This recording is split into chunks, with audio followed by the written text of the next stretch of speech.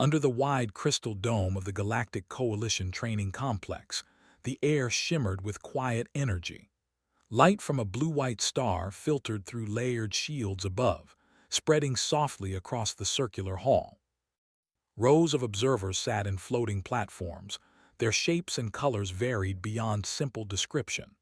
Some had wings folded tight, some had smooth skin that changed color with mood, and others existed as faint glowing outlines. This was a place where limits were studied, measured, and respected. At the center of the hall stood a human. His name was Daniel Mercer, though most of the observers only knew him as the human representative. He wore a simple dark uniform, loose at the shoulders, with no visible tools or enhancements. Compared to the advanced biosuits and adaptive skins worn by other species, he looked unprepared, almost fragile. Seated near the front observation ring was Lureth, a junior analyst from the Thren Collective. She was young by her people's standards, her smooth, silver eyes wide with curiosity. This was her first major interspecies evaluation, and she had studied every known file on humanity the Coalition possessed. The files were confusing. Humans were not fast. They were not especially strong. They were not long-lived. By Coalition standards, they should not have advanced as far as they had. Lureth adjusted the thin data band around her wrist as the announcer's calm voice echoed through the hall. The next evaluation will be a continuous performance sequence. Subject: human. Category: multi-domain cognitive endurance. A low ripple of interest passed through the observers. Continuous tests were rare. Most species were biologically designed around cycles. Effort, recovery, effort again. Pushing past those limits caused damage, sometimes permanent. The Coalition had learned long ago not to force what nature had clearly forbidden. Lureth leaned forward slightly. The test began simply. Daniel was given a complex star map, incomplete and partially corrupted. He was asked to calculate safe navigation routes while accounting for shifting gravity fields and unstable stellar bodies. At the same time, a linguistic feed streamed into his audio implant, presenting fragments of 3 alien languages that needed real-time translation. On a secondary screen, simulated emergency reports appeared, each demanding prioritization and response. For most species, this combination alone would be overwhelming. Daniel exhaled slowly and began. His fingers moved across the interface, steady and unhurried. His eyes shifted between displays, not darting in panic but sliding with practiced ease. When a translation failed, he paused for half a second, adjusted, and continued. When 2 emergencies conflicted, he didn't freeze. He chose one, marked the other, and moved on. Lureth frowned slightly. This was competent, but competence was expected, at least at first. Even fragile species could perform within their limits. Minutes passed. Then an hour. Daniel's posture changed subtly. His shoulders relaxed. His breathing slowed. Instead of growing tense, he seemed to settle into the task, as if the pressure itself was familiar. Several observers exchanged glances. The first cycle ended. A soft tone indicated completion. By Coalition protocol, the test should have stopped here. Recovery time would follow, then analysis. Daniel looked up. "Is that all?" he asked, his voice calm. The hall fell silent. Lureth blinked. That question alone violated several assumptions. Subjects usually collapsed into relief when a cycle ended. The announcer hesitated. "The first sequence is complete," Daniel nodded. "Okay, can we run it again?" A quiet wave of disbelief spread through the chamber. Lureth's eyes widened. She quickly checked her data.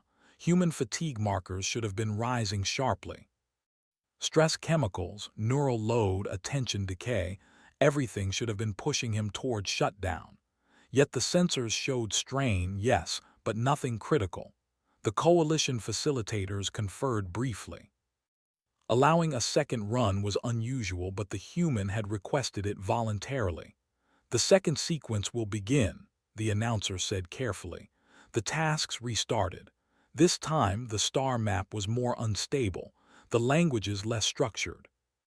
The emergencies overlapped aggressively, demanding simultaneous attention. Daniel adjusted his stance, rolling his neck once. He muttered something under his breath that the translators struggled to parse, then continued. Lureth watched closely now. This time she noticed small signs of effort, a slight tightening around the eyes, a pause before certain decisions. But instead of degrading, his performance adapted. He began grouping problems together, solving patterns instead of individual issues. He accepted small errors early to prevent larger failures later. It was not perfection. It was survival logic. That realization sent a small chill through Lureth. Her species valued precision above all else. They would rather stop than proceed imperfectly. Humans, it seemed, preferred to continue, even if it meant carrying flaws forward. The second cycle ended. Daniel leaned forward, hands resting on the console. He took a deep breath. For the first time, sweat beaded along his forehead. Several medical observers prepared to intervene. Before they could speak, Daniel straightened. "Third time?" he asked, half smiling. Lureth gasped. She didn't mean to. The sound slipped out, sharp and clear, echoing more loudly than she expected. 3 times non-stop was not just difficult. It was impossible. Coalition law was clear. No species had ever completed 3 continuous cycles without entering a forced recovery state. Even synthetic mines required cooling phases. The announcer's voice lowered. "Human protocol does not require." "I know," Daniel said gently. "I'm not trying to break anything. I just want to show you something." That statement drew the attention of the senior evaluators. Lureth's heart raced as the third sequence began. This time, the system did not hold back. The environment simulated cascading failures across multiple star systems. Communications broke down mid-translation. Emergency signals contradicted each other. Time limits shortened without warning. Daniel's movement slowed. His breathing became heavier. The strain was obvious now. Lureth felt a tightening in her chest. This was dangerous. Even if humans were unusual, biology was still biology. There were lines that could not be crossed, and yet Daniel did not stop. When his hands trembled, he anchored them against the console. When a translation failed completely, he made an educated guess and flagged it for review.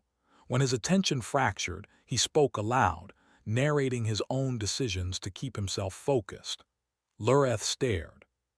He was not enduring because he was strong. He was enduring because he refused to disengage. The idea was unsettling. On Lureth's homeworld, children were taught early that rest was sacred. Pushing past limits was considered reckless, even immoral, a sign of poor design.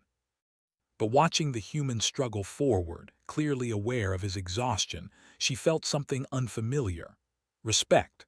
The third cycle dragged on longer than the first 2 combined. Several times, alarms flared, warning of cognitive overload. Each time Daniel adjusted, slowed slightly, and continued, not efficiently, not elegantly, but continuously. Finally, the system chimed. The test ended. Daniel stepped back from the console. His legs wobbled, but he did not fall. He laughed softly, a quiet, breathless sound.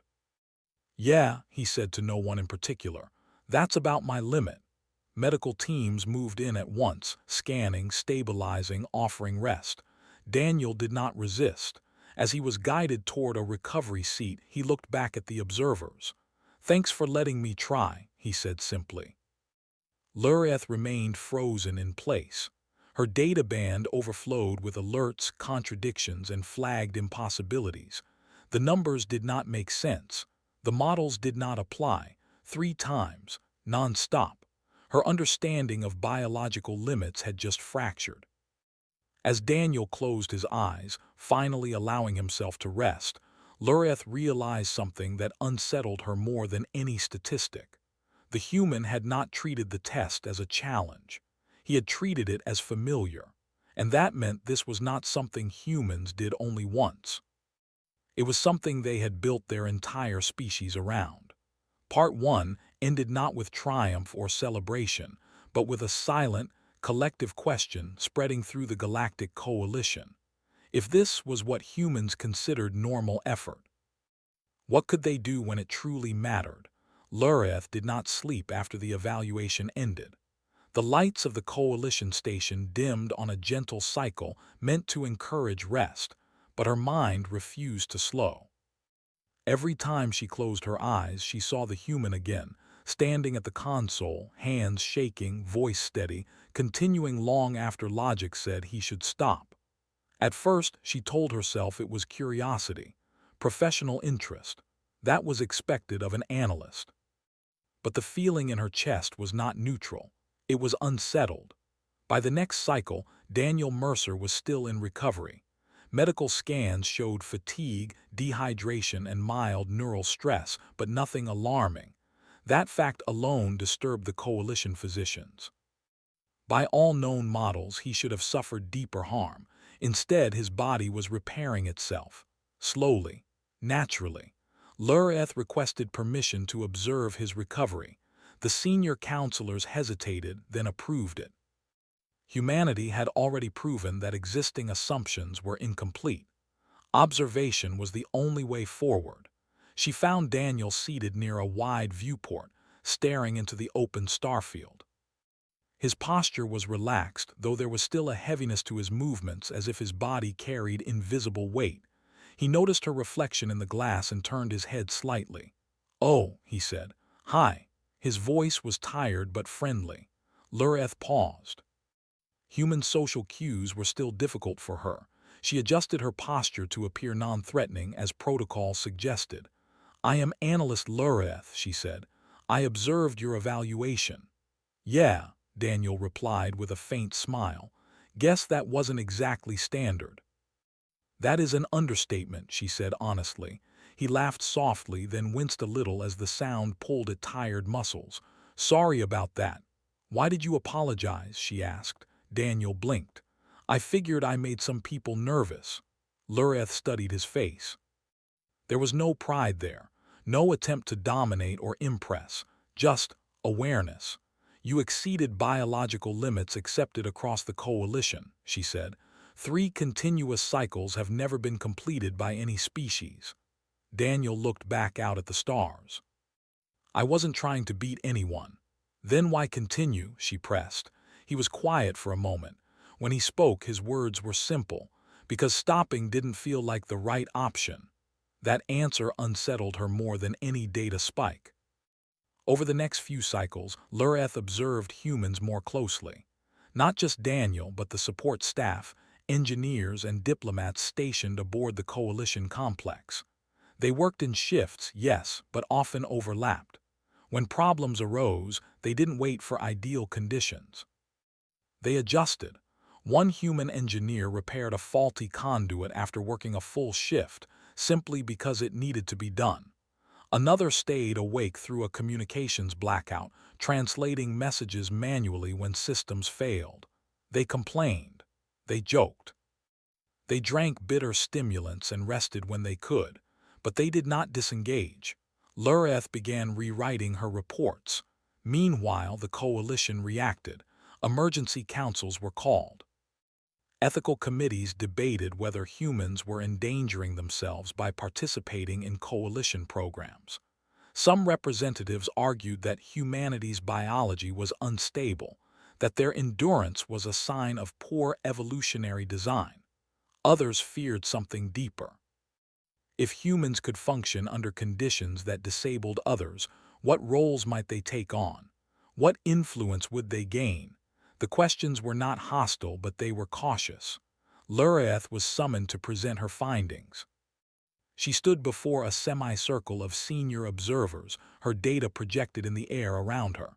Charts, stress markers, recovery curves, all of them told the same story. "Human endurance does not come from resistance to damage," she explained.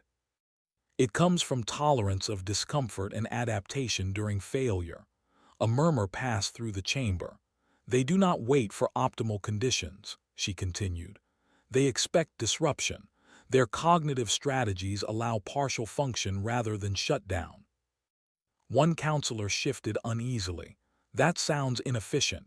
It is, Lureth said. In the short term, silence followed. In the long term, she added, it allows continuity. The coalition valued stability. Humans valued continuation. The difference was profound. Later that cycle, a real emergency struck. A deep space relay station near the edge of coalition territory began to fail. Power fluctuations disrupted navigation beacons used by dozens of species. The failure was complex, layered, and worsening. Most coalition teams required rest cycles between intervention attempts. Time was limited. Lureth watched as the discussion stalled. Protocols clashed. Responsibility passed between departments. Then a human voice entered the channel. "We can take first response," Daniel said. He had been cleared for light duty only. Medical teams protested immediately. "We won't push past safety limits," Daniel added. "But we can stay engaged longer. That buys you time." The council hesitated. Lureth felt her chest tighten. She understood the risk. She also understood the opportunity. "Allow it," she said, surprising even herself. With monitoring, the human team deployed. The relay station was in worse condition than expected. Systems failed mid-repair. Data feeds cut in and out. For hours, Daniel and his team worked through cascading issues, rerouting power, stabilizing signals, communicating manually when automation failed. They slowed. They adapted. They did not stop.